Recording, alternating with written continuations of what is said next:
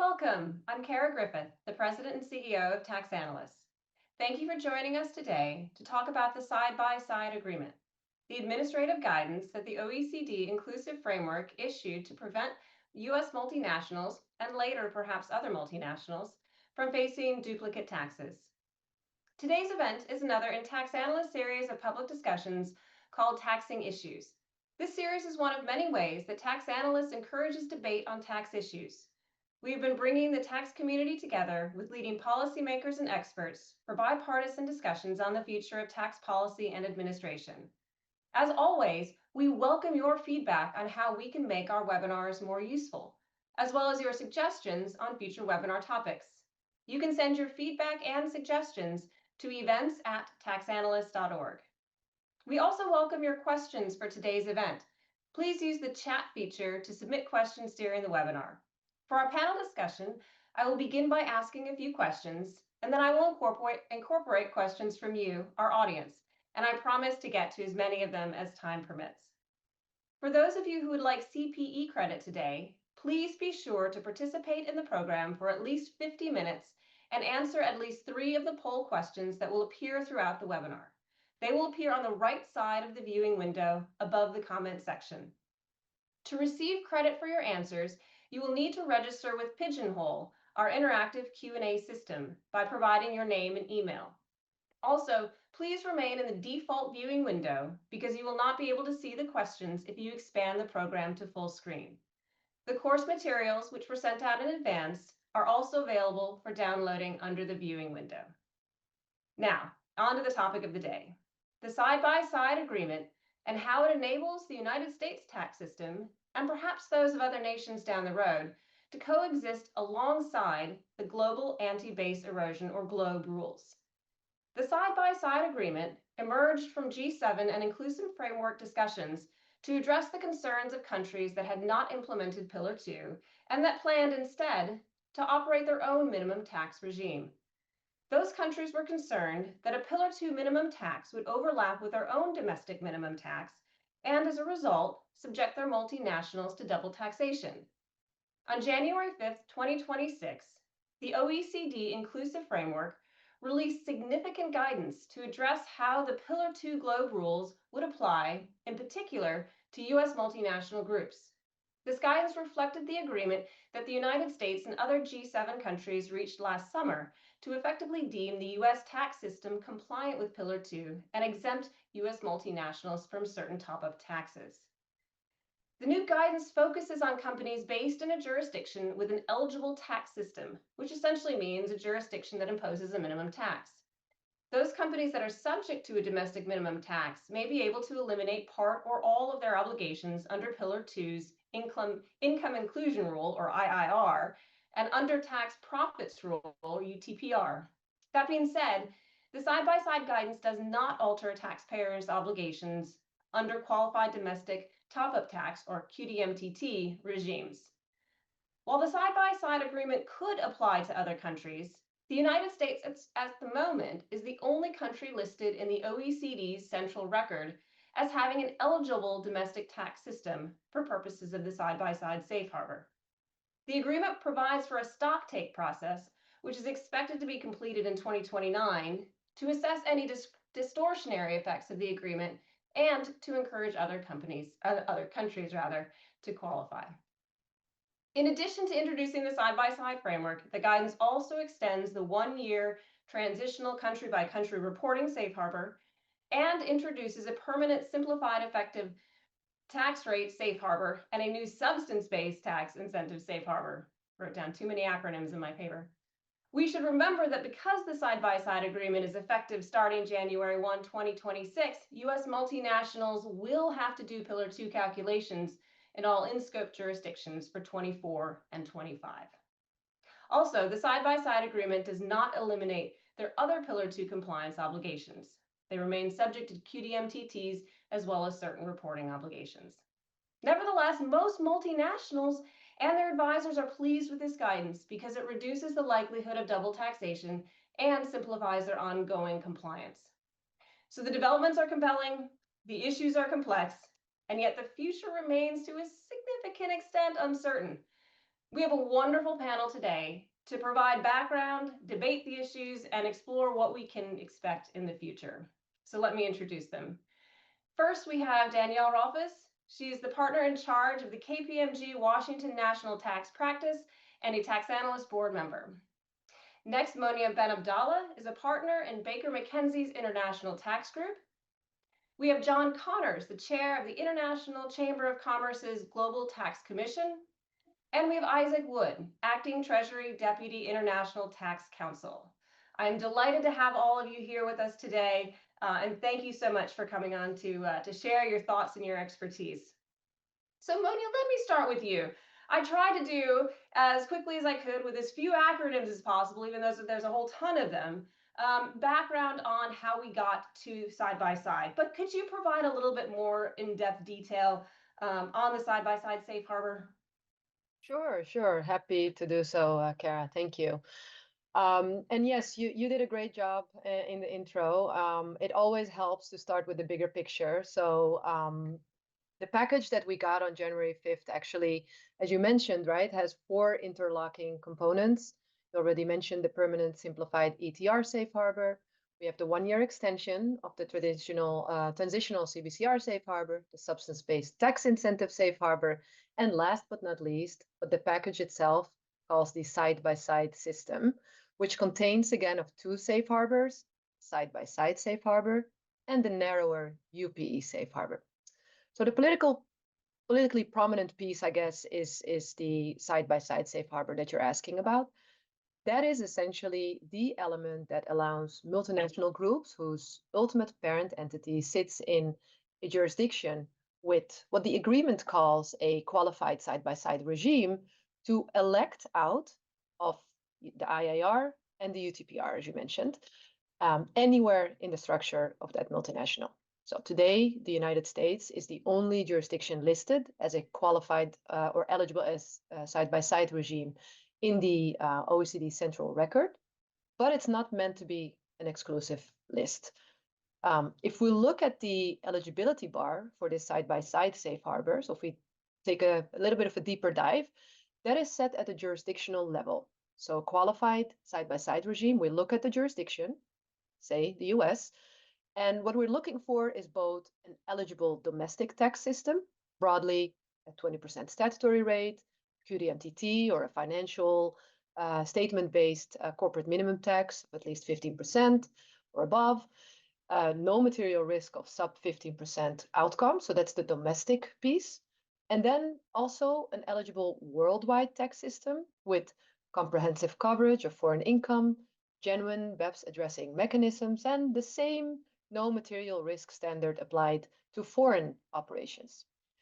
So that is really more of the detail in the side-by-side safe harbor. And what I would emphasize, and you mentioned it rightfully as well, is this package preserves that QDMTTs remain first charge on in-country top-up tax for everyone, including these groups that may elect for the side-by-side safe harbor. So all in all, you could say that inclusive framework's common approach is retained, and the whole arrangement is indeed underpinned by a stock take that the inclusive framework will conclude in by 2029, which we'll discuss a bit later on. Wonderful, thank you. Isaac, let me turn to you. Now we've got a little bit more meat around the bones of what the side-by-side agreement is and the package as a whole.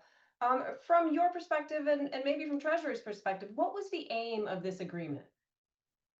Yeah, thank you, Kara. So as part of my job at U.S. Treasury, I serve as a delegate to the working party at the OECD that does the technical work on the Pillar 2 global minimum tax. So from that perspective, I'm happy to recount what the U.S. goals were for the side-by-side package. The first goal was for the U.S. tax system to sit side by side with the Pillar 2 global minimum tax. And that means that you'd have the U.S. tax system applying to U.S. headquartered companies, and the Pillar 2 global minimum tax would be applying to non-US headquartered companies. But US headquartered companies would not be subject to two overlapping minimum taxes. The second goal was protecting US tax incentives from the Pillar 2 global minimum tax. This was especially important for the US R&D credit.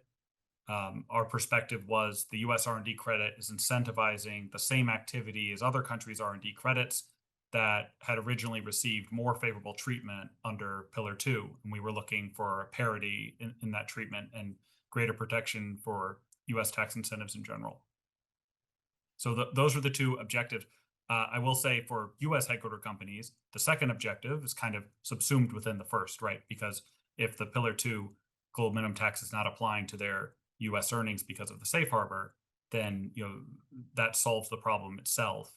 But we did need a special rule within the Pillar 2 global minimum tax to achieve the protection of US tax incentives in the case of a foreign headquartered company that might, for example, be headquartered in a country that has adopted Pillar 2 and would be applying it to that company's US earnings. So one follow-up question before I turn to Danielle. Is Treasury satisfied with the agreement as it came out, or were there big items that that didn't get addressed, or we would like to have addressed in the future? Yeah, I think when you think about those two goals, I think that those were very much achieved, and we've been pleased with the feedback we've heard from stakeholders, stakeholders on the Hill, stakeholders in the business community and elsewhere. And I think we're very pleased to have delivered on those two goals. Now, is there more work to be done? Absolutely. I think one area that we hear where US companies are looking for the next thing is they want to understand precisely what are their reporting obligations, for example, going forward going to be. So that's work where I think we were able to establish some good principles in the side-by-side agreement, but there's more technical work to be done to translate that into the actual guidance that taxpayers can rely on. That makes perfect sense. So Danielle, to turn to you, does this answer the long-standing, and by long-standing, not really that, but a few years standing, the question of how will the U.S. tax system coexist with Pillar 2? Does this actually provide us an answer that is workable going forward? I think it does. And I think the US administration, the OECD Secretariat, and the inclusive framework countries that work to reach this result deserve a lot of credit. There are some details yet to be worked out, and we're going to talk about that. We still have to wait for local implementation. But in terms of a framework for having the US tax system coexist with Pillar 2 and not the risks of double tax that have already been alluded to, I think it achieves the aims. I think US multinationals are not out of Pillar 2 because, as already been noted, they're still subject to the qualified domestic top-up taxes, and a lot of local jurisdictions have adopted those taxes, which means US multinationals still have a stake in the ongoing discussions at the OECD, particularly around how the simplified ETR safe harbor will work, and whether it's possible to achieve further simplifications.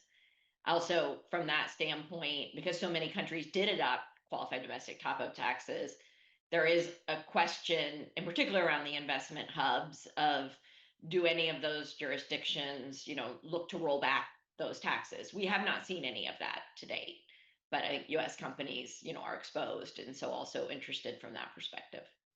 Interesting. So, John, your group represents business interests internationally. I'm curious from your perspective, what are you seeing as sort of the politics and the perspectives of where we are today, and where do we expect to be going in the future? Yeah, thanks, Cara. And let me answer that. Yeah, as you say, from a business perspective, from an international business perspective, so not just from the US, but also in terms of the historic context of where we are. So, let's not forget that, the OECD has pursued the BEPS agenda for more than a decade now. And we started with, now 38 member countries, which has been expanded to the inclusive framework of 147 countries, I think it is, and jurisdictions cooperating on international tax reform. Now, BEPS 1.0 was, 2015 or thereabouts, which focused on those 15 actions to combat tax avoidance and harmful tax practices, etc., on bringing greater transparency to tax reporting and the affairs of business. So, something that's progressed a lot in, but in 10 years' time. BEPS 2.0, I think, introduced the two-pillar concept of introducing the global minimum tax of 15%. And, new taxing rights for market jurisdictions. Now, the former seemed destined for broad agreement some time ago. The latter seemed way off. And I think, you know, the business community has always been a little skeptical, shall we say, about the very premise for this work, that governments, particularly in the developing world, are being denuded of a significant tax revenue from multinational enterprises. But notwithstanding that sort of skepticism, the business community's broadly accepted the concepts and the compromises that have been proposed. But I think we've been frustrated by the complexity of emerging rules and indeed the overlap and interaction of a series of different rules and reporting requirements. And I think by some potentially changing goalposts as we go along, and there's a little bit of uncertainty about whether the side-by-side solution will deliver what was originally envisaged, or whether we really know what was originally envisaged. So we'll perhaps come back to that in a moment. But there was certainly a general acceptance from the business community that a broadly common framework for international taxation would generally be better than a plethora of different rules, each focused on different parameters for the taxation of digital services or something broader than digital services. So I think, you know, we having gone along with that over a period of time, I think the community, external commentators, were very confused by the response of the inclusive framework, first of all, particularly lower income countries that suddenly, you know, having signed up to a process, felt that their needs were not being met and the process was not actually inclusive.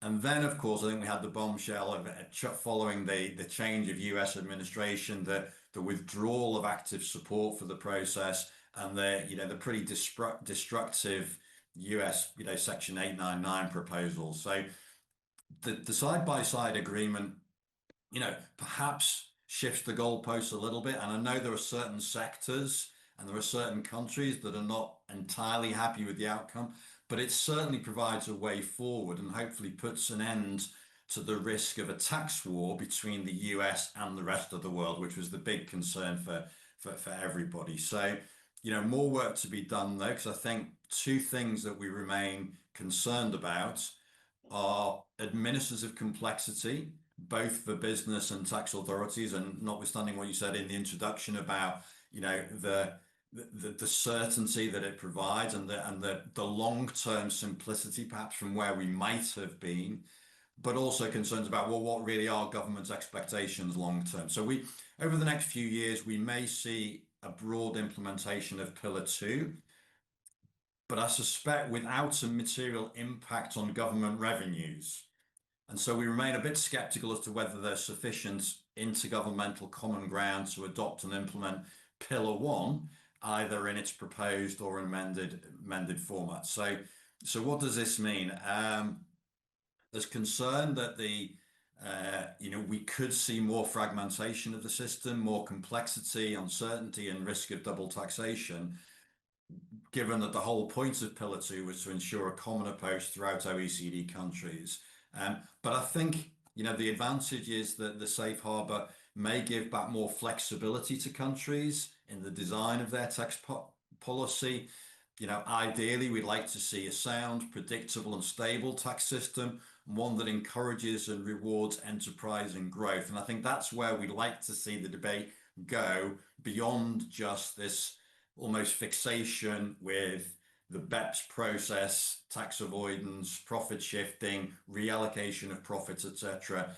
So let's hope for a slightly different focus in the coming decade to what we've seen in the past. I mean, that's a good point. The focus that we sort of hope at this point is going to shift to implementation. So here we are, how do we implement it, and where are the pain points and the complexity is going to be, and what needs to be done to ease that. Danielle, I want to ask you one political question, and then we're going to turn to sort of the implementation and get a little bit more into the nuts and bolts. John mentioned Section 899. Does the side-by-side agreement effectively prevent the U.S. from imposing some sort of retaliatory tax in the future, or at least reduce the likelihood? Well, I think it reduces the likelihood. Nothing can tie the hands of a future Congress. I think there were a couple of lessons learned from Congress's flirtation with Section 899. The first one was that it worked. I do think Section 899 was effective at probably at least accelerating getting the G7 agreement and countries to come to the table. They took it very seriously. Their multinationals took it very seriously as a real competitive threat. So one lesson that our Congress people took away from it was that that threat worked. On the other hand, I also think that Treasury and Congress heard a lot from investment firms, big banks, that to some degree, 899 was a cut your nose off to spite your face provision, that it could be harmful to US markets. So I think we do know, that even after 899 was pulled, there was some drafting that continued on it to consider different versions. Those didn't see the light of day. I hope they don't personally. But it is, if we think about whether they could, I would imagine one, if a country slow walked implementation, we're going to talk about implementation, but countries need to incorporate this in their domestic law. And I would suggest that a country not slow walk implementation, because a number of congressmen are already on the record that they're watching and they think 899 is fit for purpose to address a slow walk. I also think, I mentioned that drafting, there were subsequent drafts that we didn't have the opportunity to see out here in the public, but it is possible to imagine, because a lesson was learned that a threat worked, that, a future flare-up, could be something that we can't imagine today. It could be countries doubling down on DSTs, who knows? But could there be a more tailored version of Section 899 that didn't raise some of the same concerns that I think made it in the mutual interest of the US and our foreign counterparts to not want to see 899 on the books, even apart from whether it was triggered. I think it was harmful to US markets to have such a broad provision even be enacted into law. And even if we were very hopeful that the trigger would never be pulled on the 899 gun, it still, spooked inbound investors, conservative investors. For sure, without a doubt. That's interesting. Well, let's jump forward and talk about implementation. Moni, if I could come to you. So the side-by-side agreement has been incorporated into EU law. It was done through a commission notice. But there are still a lot of questions on implementation in the EU. I know a lot of your practice is focused on EU work. Can you talk to us about what's going on with implementation, what questions remain, and what are the challenges that are going to be faced as these localities move towards implementation? Yeah, absolutely.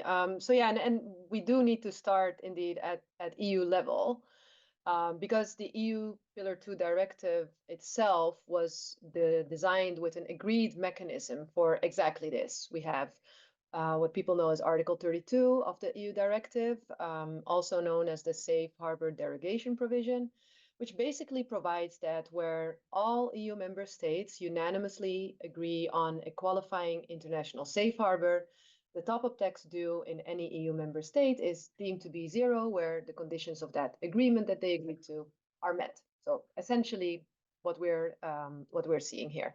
That's a pretty straightforward and clear provision with a simple instruction to member states, deem the top-up tax zero.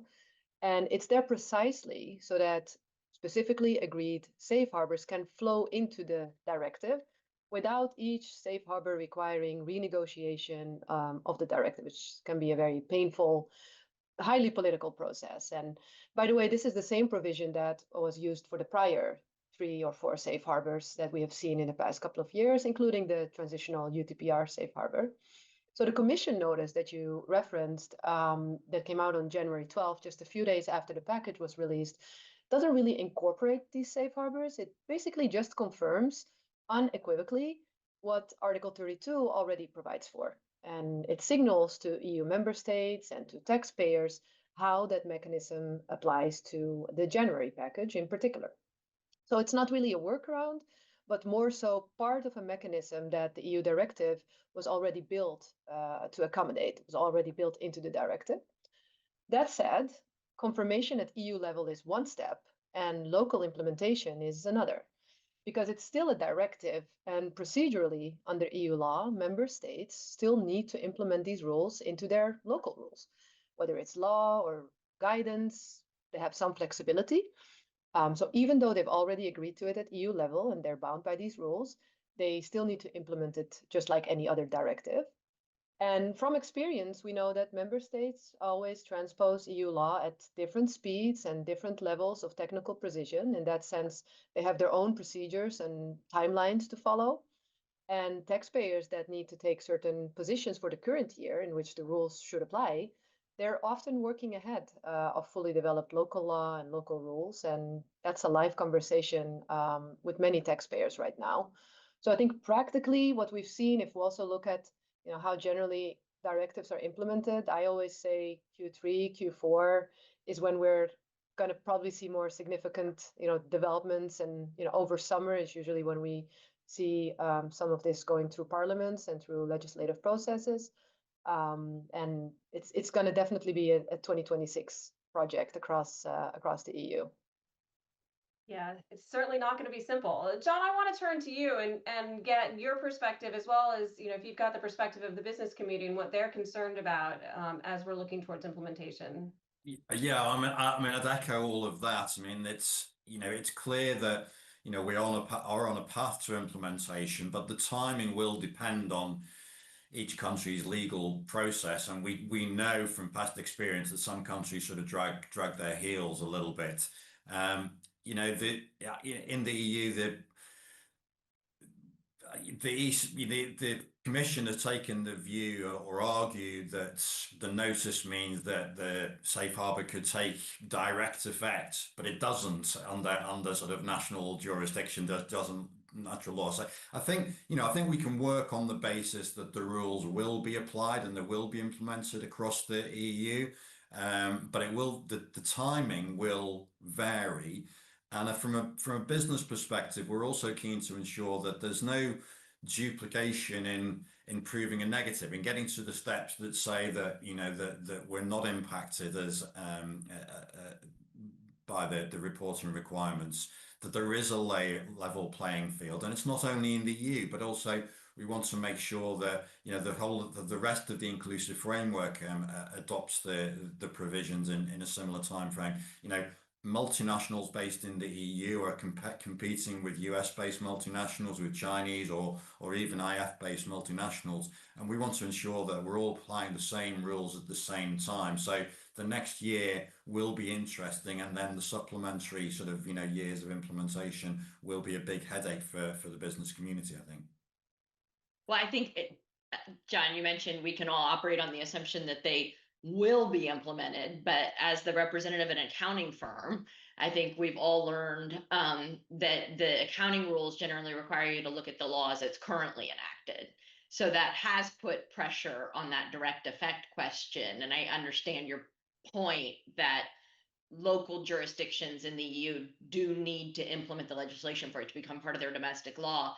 But I think, and Monia, you know more about this than I do by far, that there is a doctrine that in certain circumstances taxpayers can rely on. Maybe I'll let you, Monia, I'm going to mess up the words. No, I do want to clarify, because the expression direct effect can be pretty misleading. Really, if we look at long-standing EU case law, it goes back to 1963, and I've read more of them than I ever wished for.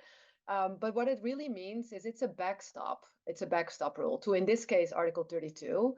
And very simply put, if a member state does not follow suit in local implementation, which they have to do under 288 of the Treaty of the Functioning of the EU, then the provision, and this can be Article 32, can be any other provision that's sufficiently clear.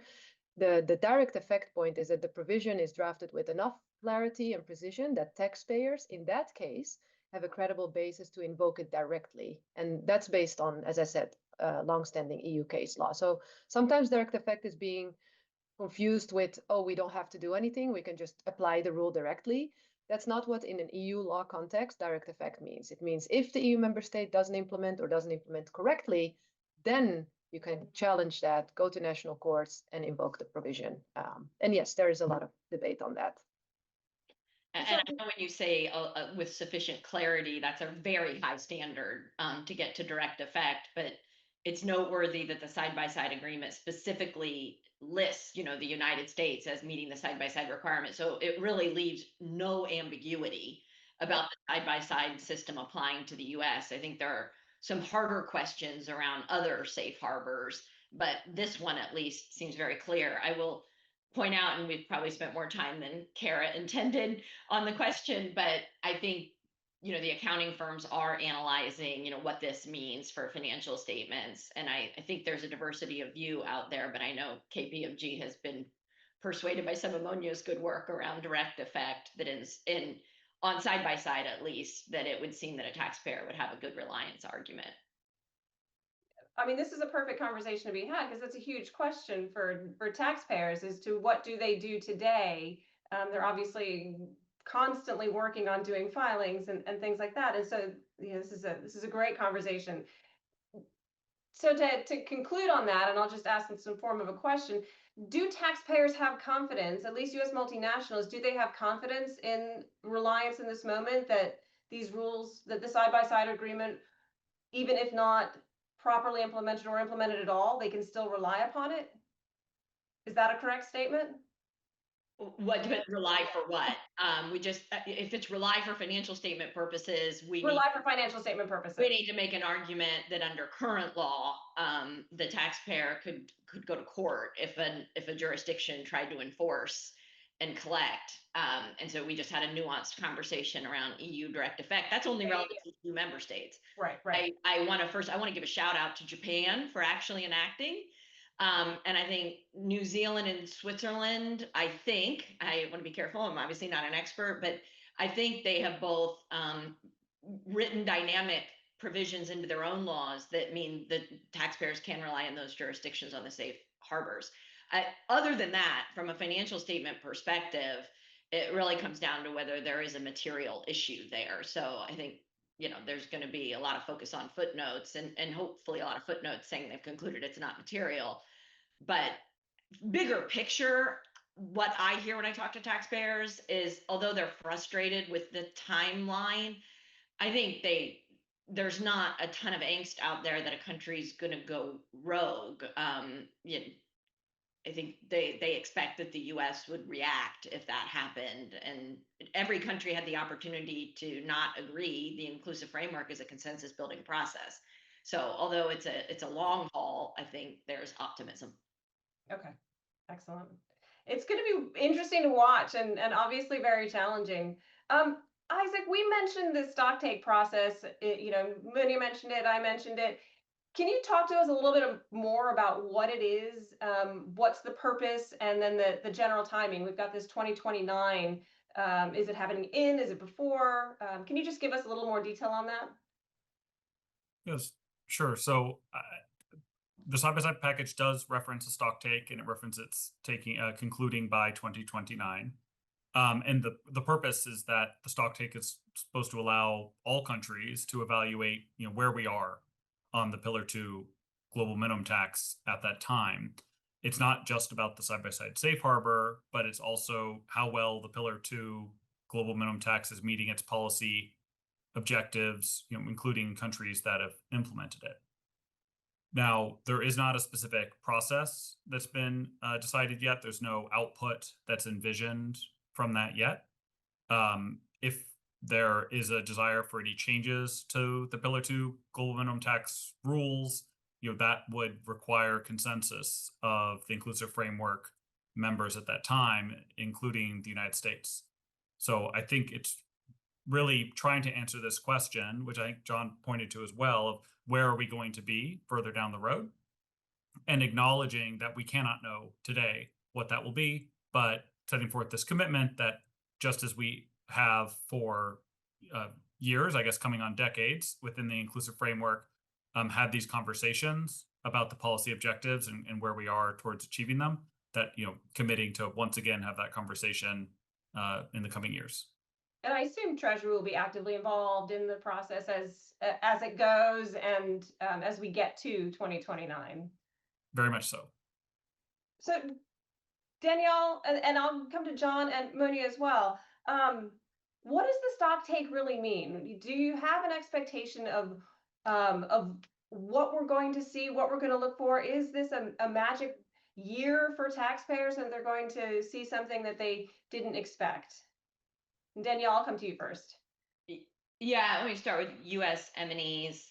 I think they never take anything for granted, and they've certainly taken note of the stock take. And there's been some angst in the system of, oh, is this temporary? And I know the question has been asked, would a future Democratic administration like take a different approach with the OECD? In fact, I heard Pascal Saint-Amand, the former director of the Center for Tax Policy at the OECD, suggest on a podcast that a future Democratic administration might take a different approach. I think that is totally wrong. That was a little strong. I should have caveated it because I'm on a webcast. I think that is wrong. Why do I think that is wrong? I think folks might have a superficial reaction like that because they remember that the Biden administration, when they were in the middle of trying to legislate Build Back Better, were advocates of Pillar 2, and they had kind of walked away from the idea that the US would be on equal footing, and we're trying to get Pillar 2, get changes through our Congress that would orient the US more towards Pillar 2. We were never going to wholesale adopt it. We were talking about guilty country by country and the like.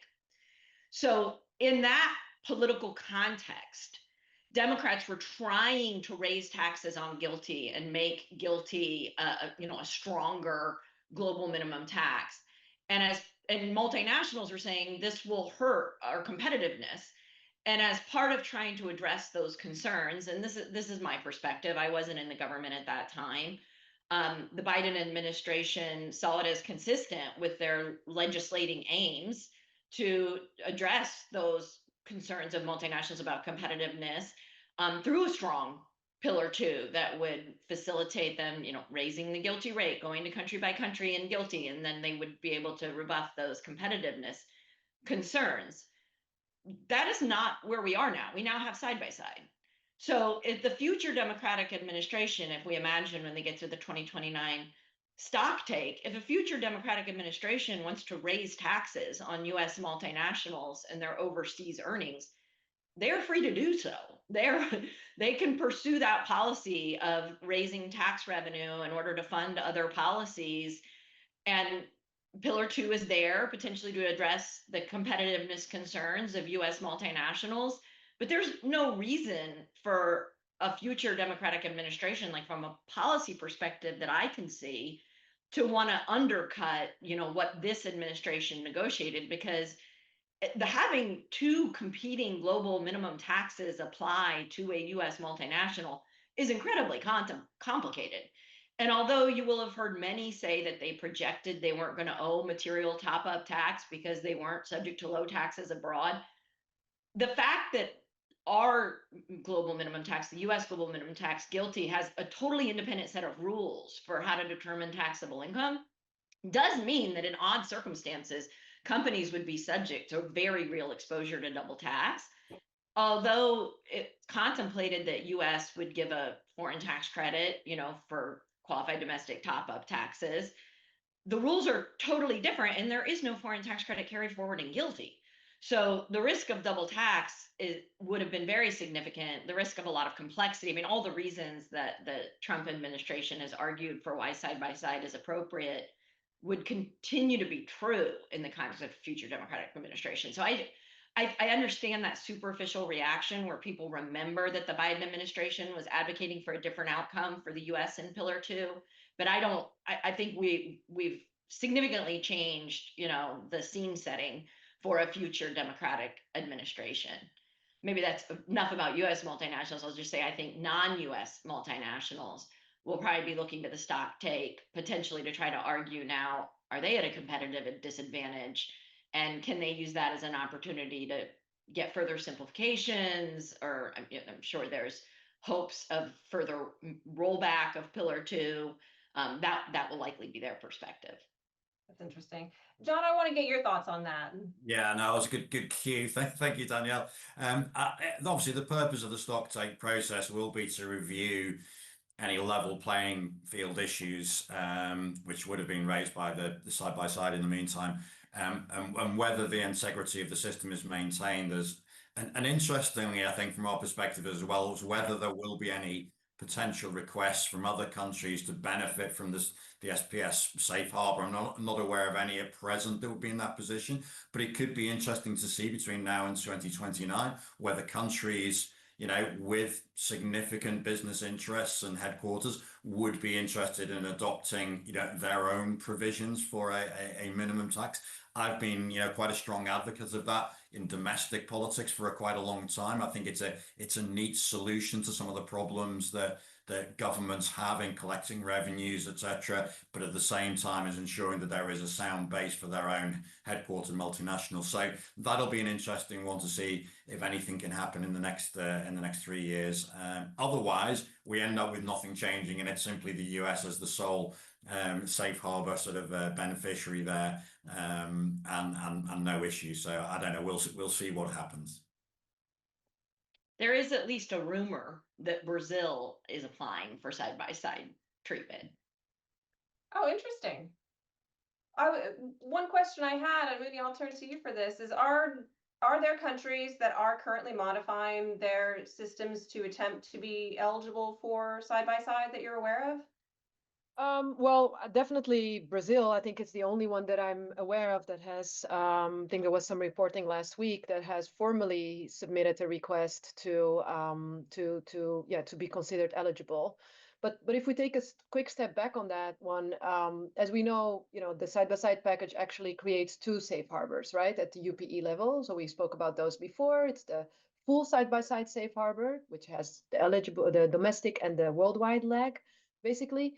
And we have the UPE safe harbor, which we didn't get to in too much detail, but that's basically the narrower version that relieves only UTPR exposure at the top co level.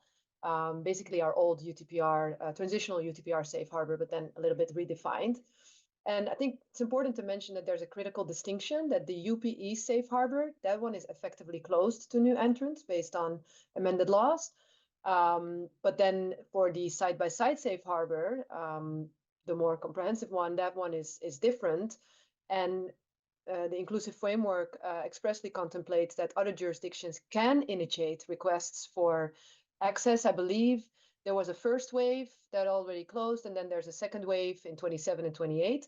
So there is a formal principled pathway for new entrants through the side-by-side route, but it's the higher bar. And honestly, redesigning a national tax system specifically to qualify as a qualified side-by-side regime with all the different elements, I cannot think of one jurisdiction that would want to have the complicated US system.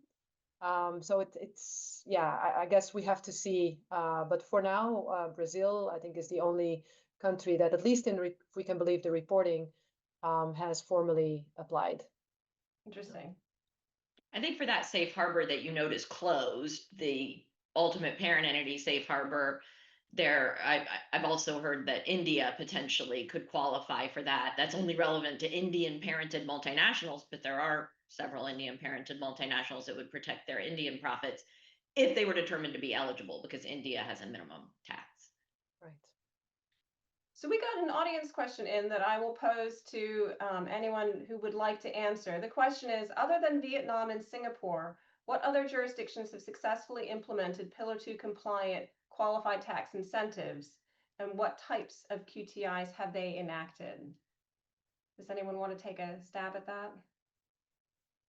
Well, I know that the UAE very recently introduced an R&D incentive that I haven't spent too much time with, but I do believe the idea is for it to qualify as a QTI.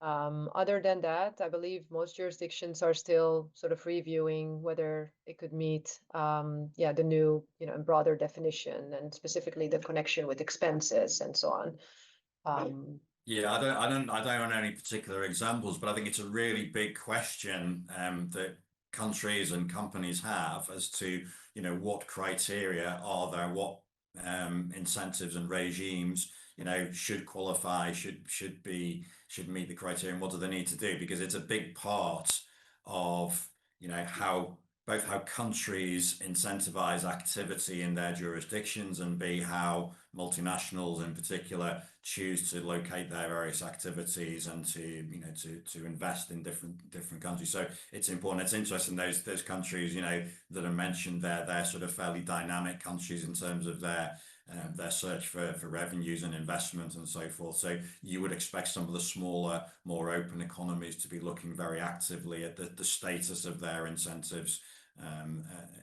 over the next coming years. Isaac, I want to turn to you for a second and get from Treasury's perspective, from your perspective, can U.S. multinationals comfortably rely on the side-by-side safe harbor? I also wanted to pose a question on guidance. We've talked early on reporting obligations and things like that, and if there's any sense of when additional guidance will come out. Yeah, so first of all, I think on the side-by-side safe harbor itself, I think that both Monia and Danielle covered kind of good aspects. So there's questions about when you're going to have implementation locally. And of course, US multinationals, like any company, are looking for whatever certainty they can get. That means, domestic implementation to law. And of course, it's relevant for financial reporting as well. The other aspect of it, which Danielle talked about, is kind of this idea of stability, or how much trust they can have that this agreement gets implemented. And I'll just add one thing to the points Danielle made, which is there's a benefit of this OECD process in that it's based on consensus, and documents only get published if no country objects. And that could be frustrating sometimes when we're trying to reach consensus, but it's a big advantage once consensus has been reached. If a country has an issue with something, they will have already raised that issue, and that will have been resolved. In terms of what else might be looking forward to, like I said, I participate in the technical working party at the OECD that does the technical work on Pillar 2, and that does include additional guidance coming forward. And I should say, to begin, that the US does plan to be just as involved in that technical work going forward as we have been since the beginning of the project. And that's because, as US Treasury, we see two US interests. First, this is what Danielle mentioned, many US companies are operating in foreign countries that have adopted domestic minimum taxes that are modeled on the Pillar 2 rules. So for these companies, we want to reduce their compliance costs, we want to avoid unintended outcomes, and we want to increase certainty. And then secondly, we have foreign companies, like I mentioned at the beginning, that have US operations and may be subject to Pillar 2 taxes imposed by, for example, their headquarters country. And in that context, we can raise issues about the interaction of US tax rules with the Pillar 2 rules, again, just pushing for simplicity, pushing for certainty, and avoiding unintended outcomes. So there is technical work that's ongoing that we're still involved in. The working party is still meeting on that. I think there's a number of places where the projects are well known and were previewed in the side-by-side package itself. One of those items that probably of most interest in the US is, of course, on the reporting aspect. But there's other work streams as well, including on simplicity, additional safe harbors. We had a transitional safe harbor based on kind of what's called routine profits or de minimis profits, for when you have a low level of profit or no excess profit in a jurisdiction. And those transitional safe harbors are slated to expire. So the idea is, just like in the side-by-side package, where we added a permanent safe harbor based on an effective tax rate calculation, that we would add a permanent safe harbor that's based on these de minimis or routine profits concepts. So all that work's ongoing. It's too early to know when the next round of publication is. I think this ties back actually to the consensus point. Whenever someone asks for any prediction on this, it's kind of impossible to tell the answer, because the answer is when we get consensus. The technical work has to be done, and everyone in the room has to be satisfied. So that could be in a month, or that could be in 3 years. Well, yeah, we've tended to work a little quicker than that. I think in the past you've seen, it's been every 6 months or so we've managed to put out a package, but it obviously depends on the complexity of the issues, and how much we bite off. Yeah, no, I totally understand. I'm curious, Danielle, are there situations in which a US multinational would not want to make a side-by-side election? I'm going to show you that I can give a short answer. No. U.S. multinationals can't opt out of GILTI or CAMT. So this isn't like the situation where we all say, oh, you have to model it, pick which regime is better. You're stuck with GILTI and CAMT. So I really cannot conceive of a situation where you would say, please, may I have another? That makes perfect sense. That's actually a great answer. I was curious and I wanted to ask you this, and I debated on it. Does this mean that CAMT is here to stay? It's sort of like that frustrating tax that is complicated and only applies to a select few. But does this mean it's here to stay? Well, I took note, I think it might have been Friday, reading in tax notes, that John Peterson, who is also with the OECD Secretariat, was reported as saying, I think he was maybe posed a similar question about what does side-by-side mean for CAMT, since CAMT is cited as part of the US qualification on side-by-side. And he said sort of a lot of words, and I definitely parsed them. It was significant that the US had on its books a 15% minimum tax. But he then went on to say the details of that tax, like the line by line, maybe not so important. And they didn't have data about what they had collected under CAMT. So what I take from that message is that they certainly, and I think this administration would have been loath to tie a future administration's hands that wanted to modify CAMT. I mean, we could have done a whole webcast about how quickly CAMT came together with its 17 grants of reg authority and, just a lot of complexity. I think I do not take side by side to mean that a future Congress couldn't simplify CAMT considerably, as long as they maintain maybe a 15% rate, or make CAMT worse. So maybe when you ask the question of, is CAMT here to stay, maybe more significant than the side-by-side is just to point out to everyone that Republicans had control of Congress and the White House, and they enacted major tax legislation. And I don't recall that repealing CAMT was seriously considered. I don't think I saw that in any draft. So that doesn't look good, that the Republicans don't appear interested in playing, using their chits, spending revenue to repeal a minimum tax that Democrats enacted. And I might be concerned in an all Democrat situation that, we've already seen some folks criticizing some of the guidance that this administration has put out on CAMT, that they think it's too nice.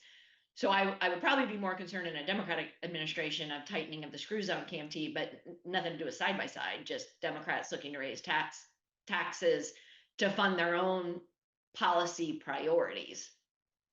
Yeah, that makes sense. Makes good sense. Both parties seem to like complicated minimum taxes. I mean, we had in 2017, the BEAT was enacted, and GILTI you could describe as that. CAMT, when I try to think about what are the things the multinationals should be worried about in a future Democratic administration, it's these complicated minimum taxes that get indirectly at broadening the base rather than going directly at, incentives that are sometimes driving down lower rates. Yeah, that makes sense. Well, this sort of relates to an audience question that we just got, which is, and I'll open this up to everyone as well. How much risk do you see that Pillar 2 will eventually collapse as countries other than France and Germany lose interest in protecting old economy countries from the, quote, race to the bottom? So maybe I'll come to John or to Munia for that on, is there risk to Pillar 2?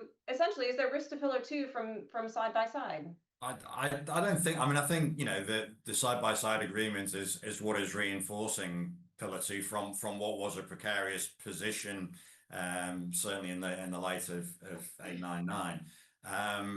So I don't think so. I fear more for the rest of the agenda, though, for